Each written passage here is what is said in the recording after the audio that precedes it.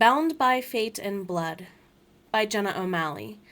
The Merna Annals, Book 1. Chapter 7. The debate about accepting her hand lasted a few moments as his soul analyzed her intentions. A sense of sincerity and concern existed there. You have to answer every question I ask you. The firmness of his handshake didn't tenderize the weight behind their bargain. Leading them away from the creek, she stated, "Keep with me as best you can. Soon we'll be too far for them to follow." "How behind are we?" He slid down a hillside covered in moss and rolled into a running gait when the ground leveled mere paces behind their backs. "Should I have been alone, I would have met up with Frey and the others before sunrise. I slow you down. By 2 nights at least. Talk later. Reserve your breath." She flashed ahead of him as the meadow came into sight, signaling for him to hang back as she inspected the field of sweeping view. Experience told him not to stand in the fog's ever-moving cloak for too long. Once the wind moved, it would take away their cover. A wave of her hand and she took off, back under wooded cover. She did not permit him another chance to stop. They kept moving in paced spurts for hours, using moonlight, shadow, and fog to shield them. Once the moon set to the west, he cursed. Are those rumors about vampires and sunlight true? Some turnlings can tolerate the sun, but most of us are not as fortunate. She trotted to a stop. Their trails spread in 5 directions, and disruptions in the grass displayed a scuffle. Christian grasped her wrist when gunshots fired overhead. "They spotted us. Follow me." "Christian, I can't." She tripped in the dirt, yanking herself free and leaving herself exposed to open fire. "Cover your ears." She tucked against the bend of his knees, with her palms shielding her hearing. Morning dew evaporated with their breath into mist. Daylight was coming. He missed the hunter with his first shot. He tossed the empty firearm away in the scuffle. A round landed in the guildsman's chest, and he slumped from a tree with a thud. Christian discarded the gun and picked up 2 daggers. He slid one into each boot and gripped Nephtyri's shaking shoulders. "Lass, look at me. Breathe." "I'm here. All of me, I mean. My mind escaped us. You've been startled, so gain your bearings. I recall an old farm to the south of here." She staggered to her feet and poked his arm with a small green vial. "Drink this potion. It will allow you to move faster, so you can lead us." He popped out the cork, put the glass to his lips, and swallowed. No alcohol ever burned his throat so much. The moment it touched his tongue, though, he felt a rush of energy flood his body. His muscles tightened and reacted faster, or without pain. Mother Mary and the donkey, could this taste worse? He took off like a shot. She kept a step behind him, her presence begging him not to tarry. Silver moonlight dipped below the western horizon, and the sky switched blue hues of the night for dawns peach and lemons. How much longer? Almost there. An old country lane took him where he wanted to be, around the bend. Gasping as they ran into a half-decimated barn, she made simplistic hand gestures to cast wards. He couldn't ignore the heaving of her endowed chest, rising slow and high as she gulped. She couldn't hide how she stared at his lips every time his tongue tried to moisten them. The partially collapsed roof over their heads mocked the exchange. He asked between gulps of air, "How do we shield you physically from the sun?" "I haven't figured that one out yet. We're missing walls and a ceiling here. It's not like I can conjure them." "Such would be a clever idea. You're not being much of a help." He inspected the ground again. Cellar. Casting magic. She blew the hay and dirt away. He raced to a corner brightened by approaching sunlight and struggled against rusted hinges to wrench the metal hatch free. "Christian, hurry!" Pain rendered her casting useless. He smelled her sweet cinnamon scent burning as her wailing pleas to live scorched his ears. With a desperate tug, the cellar door's hinges coughed and complained, but gave way. "Move!" He all but dragged her to the cellar's mouth. As sunlight's first rays engulfed the barn, he dropped into darkness after her. He closed the door above them to cover her pained scream, though it was unlike any he heard from human lips. Her brush with death ripped his humanity apart. She bawled into the sobs she contained, and he kneeled at her side. Careful to avoid heavy-handedness, he sought the blisters along her cheek. She swatted him away. He would not have her stubbornness, yet remained gentle and welcoming. "Stop fighting me, lass." "I'm not a child," she coughed and choked on the words. "By the divine, that hurts." Wounded and not making the situation any easier on yourself doesn't have an age restriction. That's it. Lean back. She shuddered in response to his caress, pushing onyx strands behind her ear and into the braided crown. "Breathe, Nephtyri. We're safe here for the day. I'll see to it." She listened and raised her arms when he removed her riding jacket, and he regretted tearing the sleeves to inspect her for more injuries. "They're not as bad as they seem." And they didn't plug any metal into me, she whispered. He didn't buy her reassurance. What can I do to help? Nothing for now. Myrna have a penchant for being faster at healing naturally than humans. How long? I should be fine by nightfall. We vampires heal the fastest. She shuddered again, and he chuckled at the pout sneaking its way into her words. Don't look at me like that. Yes, I can still see somewhat. Should I tell Frey about this?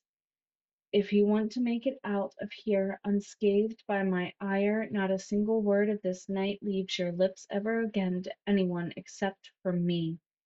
He bit his tongue as she rambled. She's adorable like this. Her strength never ends, even when she's seconds from death. She eventually concluded with a yawn. These are superficial by comparison. If we tarried. Do you have any magic to spare? Soon. She teetered on the edge of sleep. I promise, Nephtyri, no one will harm you short of killing me to do it. I'm not here to trap you and hand you over to a side of my family I don't even know. He brushed stubborn hairs from her burned cheek, followed by her jacket blanketing across her torso. Her skin spliced together over the deep tissue gash as she succumbed to rest. You wouldn't have lasted much longer. No wonder you know how to run fast. In the depths of his soul, he longed to protect her. At least he would accept mutual responsibility for her well-being to mirror the protection she provided. Will I fall asleep and wake up on my ship in London Harbor? After fighting the hunters, such hope was foolish. He fought against fidgeting. Even as his feet screamed from running, they wanted to pace. When his boots shifted in the dirt, she stirred. Christian paused, holding his breath to see if she would sleep again. In the silence, she sighed and snoozed. Leaving the confined cellar would permit her uninterrupted rest and healing. He would not abandon her for long, but he needed to find food for them. He didn't know if she ate as humans would, but his energy supplies needed nourishment.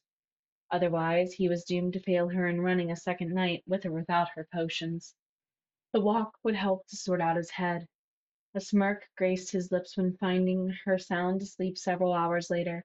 He kneeled next to the box and pulled out the jars, intent on taking them to the surface for inspection.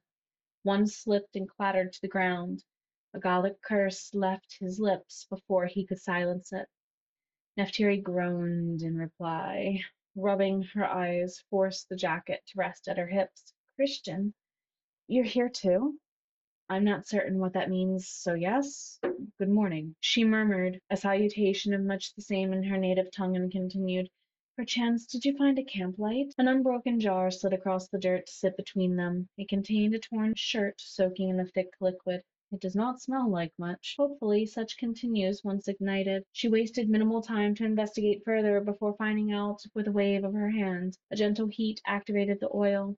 He marveled at the fire's amethyst hues. They breathed slowly and found the scent inoffensive. Good. No one will notice us. The rotting manure field nearby covers more smell than locals realize. If anything, this is an improvement. As are you, sir. Her gaze roamed over his new attire, lingering over the way it showed off the angles of his hardened body without fitting it right. We will need to find something more suitable for you. Who is Lee? She, like Harume, is an Ine Marina calling my coven home. Lee prefers the role of helper, despite her skills being more resourceful for killing than healing. Such things as high fashion brings her happiness, even in battle. Ine Marina. There are more of your kind than vampires. 5. Catkin tend to be friendlier than Leek and Myrna.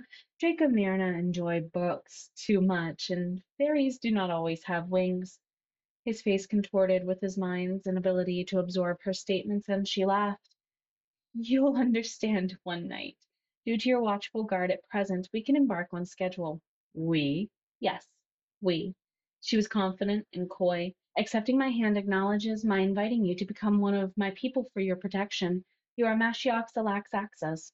To us, the Arsinoe Forest Alliance, a Sunwalker by Vanshia, a non-mortal ally to my coven by decree. As with sanctuary to cathedrals, I can offer you some protective measures. I will strive to honor whatever code and conduct such an agreement requires.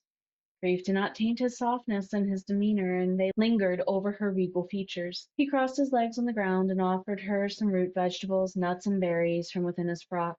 A resonating chuckle left her as she accepted. Risked scouting without my knowing? There is a working farm not too far from here. I saw in the field a third-year stallion filled with energy. The beast was of friendly countenance, so I suspect it is broken. This steed will be primed for a full night's ride. I assume as much. Christian handed her more berries with a shrug. A silence filled the air as they grazed. She cursed in her ancient language, wind stretching her back, and he asked, "If I may be so bold, where are you from?" "Egypt, along the north of Mother Nile." "How did you come to live outside of London?" For many centuries, mainland cultures viewed these blasted isles as not worthing the investment or risk. Its land, weather, and people proved too wild. Even Greece and Rome hesitated to set foot here. The Guild hesitated to look for us after we journeyed here a century ago, too. They are here, though. They have been for longer than we realize. An outpost sprang up in Scotland around the 1300s and spread to London with clans brave enough to be more English. Have they grown since then? In larger numbers than they once were, and with glory going to the gilded governors and governesses. Benham vacated her voice with an unsolicited respect. Perhaps she would not speak ill of his dead kin to save face in front of him; if so, she possessed dignity beyond his understanding. "We did not realize an outpost existed in London until 2 years ago. Your mother was clever in how she hid purchases under her dead sister's maidenhood name. Ptolemy berated herself for not tracking them sooner. How did you attract such a wide variety of cultures in your coven? Everybody seems to be from a different country." A thoughtful giggle from her lips rewarded him, this time overflowing with a mother's love. "The Silk roads and ocean tides bring many travelers together, as you have found, in ways they want and as they need."